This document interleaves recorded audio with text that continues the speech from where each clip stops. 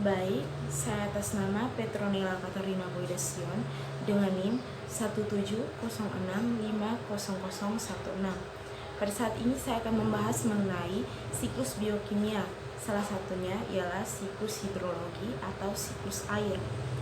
Nah, siklus hidrologi atau siklus air merupakan siklus air yang tidak pernah berhenti dari atmosfer ke bumi dan kembali lagi ke atmosfer.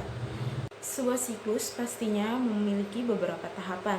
Dengan kata lain, siklus ini terjadi jika tahapan-tahapan tersebut saling berkaitan satu dengan yang lainnya. Siklus hidrologi mempunyai 9 tahapan. Tahapan yang pertama, tahapan evaporasi.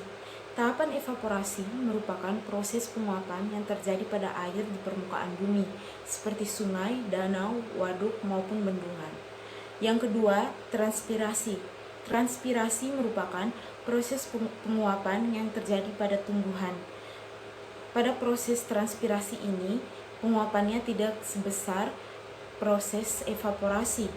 Yang tahapan ketiga adalah tahapan evapotranspirasi. Evapotranspirasi merupakan proses penguapan yang terjadi pada tumbuhan dan air. Akan tetapi, penguapan pada air dan tumbuhan ini tidak sebesar pada proses evaporasi. Tahapan yang keempat adalah tahapan sublimasi. Sublimasi merupakan proses perubahan es di kutub ataupun di puncak gunung menjadi uap air. Tahapan kelima yaitu tahapan kondensasi. Tahapan kondensasi merupakan perubahan uap air menjadi partikel-partikel es dan membentuk awan. Yang keenam, tahapan adveksi. Adveksi merupakan perpindahan awan. Perpindahan awan ini terjadi karena adanya perbedaan tekanan udara dan angin. Tahapan yang ketujuh adalah tahapan presipitasi. Presipitasi merupakan mencairnya awan hitam akibat adanya pengaruh suhu udara yang tinggi. Pada tahapan ini terjadinya hujan. Yang kedelapan, tahapan runoff.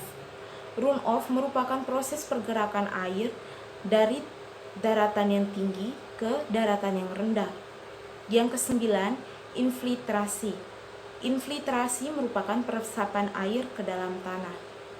Siklus hidrologi dibagi menjadi 3, yaitu siklus hidrologi pendek, siklus hidrologi sedang, dan siklus hidrologi panjang. Yang pertama, siklus hidrologi pendek. Pada siklus ini tidak terdapat tahapan adveksi.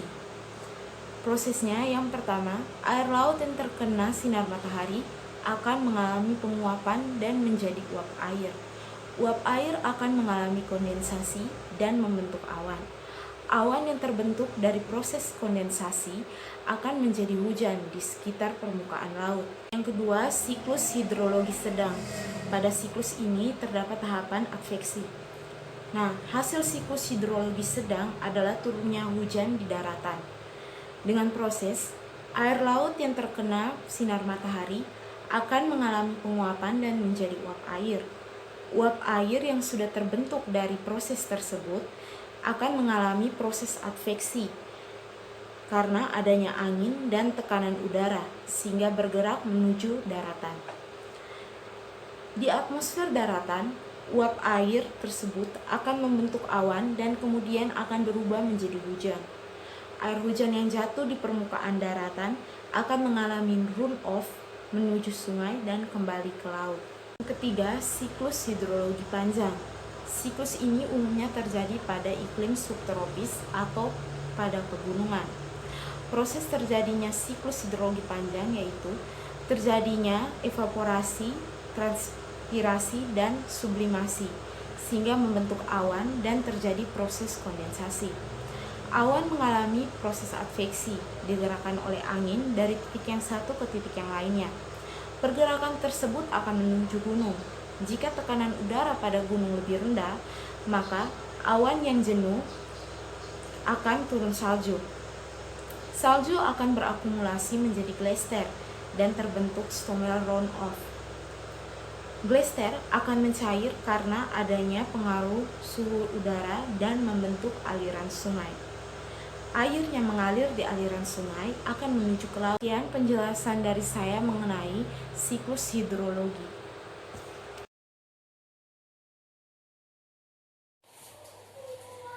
Yang berikutnya adalah siklus karbon. Siklus karbon adalah aliran karbon melalui berbagai bagian sistem di bumi, baik melalui tumbuhan, hewan, dan manusia yang terjadi secara alami. Siklus karbon berperan penting dalam proses pemanfaatan CO2 yang berada di udara untuk beberapa keperluan fotosintesis tumbuhan serta pembentukan CO2 kembali. Aur biogeokimia. Yang pertama, CO2 yang berada di atmosfer berasal dari berbagai macam sumber. Salah satunya berasal dari aktivitas manusia, seperti kegiatan industri yang menjadi penyumbang terbesar CO2 ke atmosfer. Karbon yang ada di atmosfer akan diikat oleh tumbuhan untuk melakukan proses fotosintesis. Karbon merupakan salah satu sumber utama yang digunakan tumbuhan untuk menyusun bahan makanan. Bahan makanan pada tumbuhan yang dimaksudkan merupakan senyawa karbon organik yang disebut juga dengan nama glukosa. Setelah itu akan disusun menjadi amilum serta senyawa lain seperti protein, vitamin, dan lemak yang disimpan di dalam tubuh tumbuhan seperti buah, daun, batang, dan akar. Hewan mendapatkan kebutuhan karbon yang berasal dari tumbuhan melalui rantai makanan, dimulai dari herbivore yang memakan tumbuhan, kemudian karnivor akan memangsa herbivore, dan seterusnya. Jasad hewan yang sudah mati atau urin fasesnya akan hancur melalui detritus. Kemudian, detritus akan dimakan oleh detrivor, sehingga memperoleh kebutuhan karbon.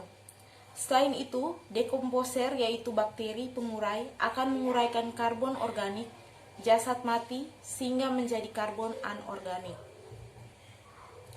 Diketahui pada siklus karbon daratan, proses pengubahan CO2 menjadi karbohidrat dan pelepasan oksigen dilakukan oleh tumbuhan darat.